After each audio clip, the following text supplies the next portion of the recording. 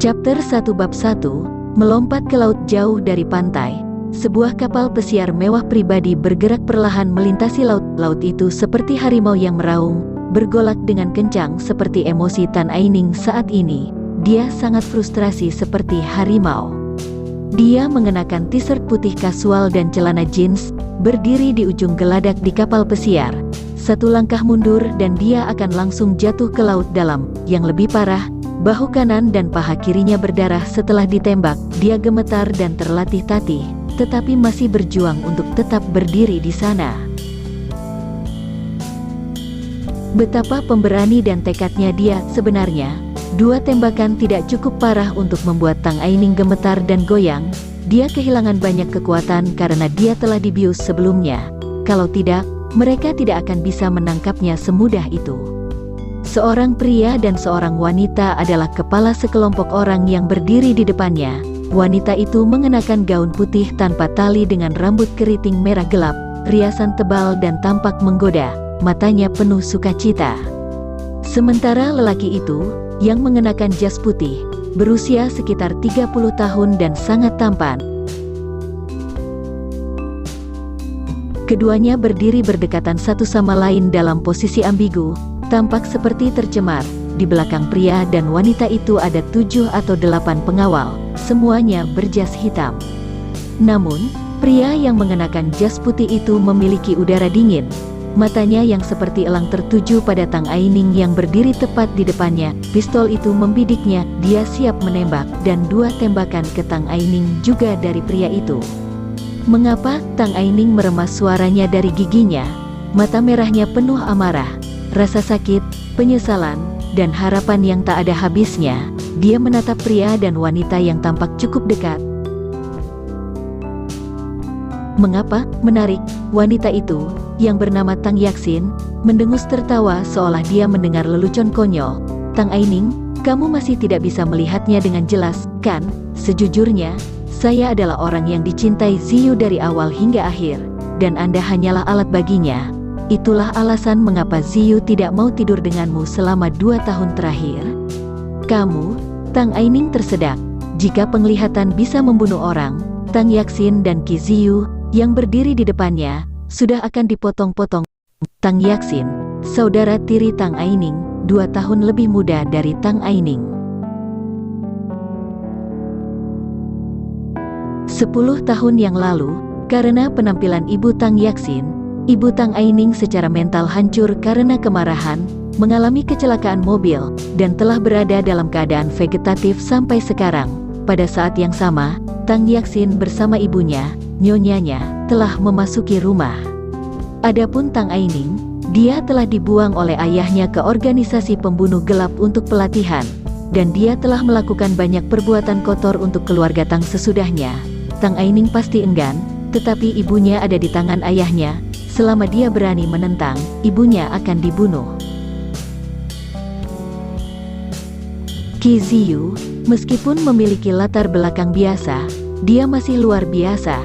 Tang Aining, yang selalu pintar tetapi ditipu oleh pria munafik itu, Tang Yaksin, di sisi lain, tidak peduli tentang kekesalan Tang Aining.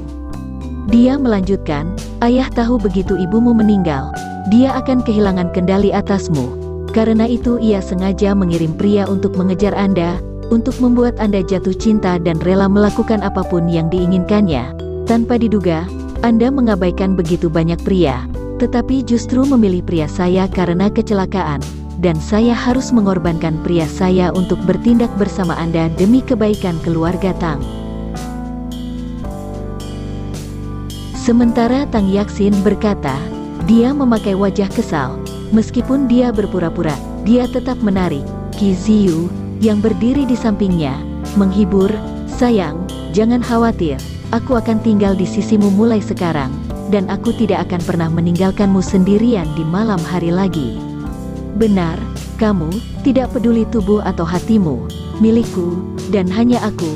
Tang Yaksin menjawab dengan suara centilnya, melukis lingkaran di dada Qi Ziyu dengan jarinya. Dia menggodanya, yang membuat pria itu bersemangat secara seksual dan terganggu. Jika mereka tidak berada di tengah-tengah sesuatu yang penting, dia akan menekan Tang Yaxin di bawah tubuhnya dan menidurinya dengan keras. Menjijikkan, Tang Aining merasa lebih jijik daripada terluka oleh adegan itu. Jika dia tidak diarahkan oleh pistol, dia tidak akan pernah membiarkan keduanya begitu tak tahu malu di depan matanya. Kamu, ekspresi Tang Yaxin berubah setelah mendengar kata-kata Tang Aining, tetapi sebelum dia bisa membantah, Qi Ziyu menyela, sayang, jangan kesal, dia hancur, bukan masalah besar untuk membiarkan dia berjuang dengan kata-kata.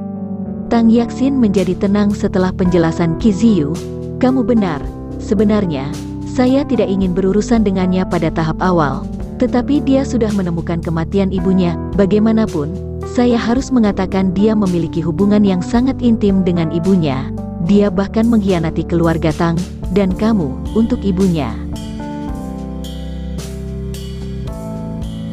Setelah istirahat sebentar, Tang Yaxin menambahkan, Tang Aining, karena kamu telah melakukan banyak hal untuk keluarga Tang, aku akan memberimu dua pilihan. 1. Anda bisa melompat turun sendirian, dan 2. Tang Yaxin tersenyum penuh arti. 2. Anda bisa bersenang-senang dengan teman-teman saya, dan menikmati perasaan seorang gadis untuk menjadi seorang wanita sebelum kematian Anda. Bagaimana? Tang Aining mengepalkan tangannya, dan wajahnya menjadi tidak senang. Dia berhenti berjuang pada akhirnya, karena sekarang dia tidak punya pilihan selain mati. Meskipun dia bisa menyakiti Tang Yaxin sebelum kematiannya, dia juga tahu dengan jelas bahwa jika dia ditangkap, dia akan dipermalukan dan diperkosa oleh semua pengawal itu, yang tidak tertahankan baginya. Begitu, Tang Aining mencibir pada Tang Yaxin dan Qi Ziyu, berkata dengan dingin, jika aku akan hidup, aku pasti akan membayarmu kembali. Kata-kata Tang Aining seperti kutukan. Tang Yaxin dan Qi Ziyu merasa terancam dan dingin segera seolah kutukan itu akan menjadi kenyataan suatu hari. Tetapi sebelum mereka bisa bereaksi, Tang Aining langsung melompat ke laut yang kasar.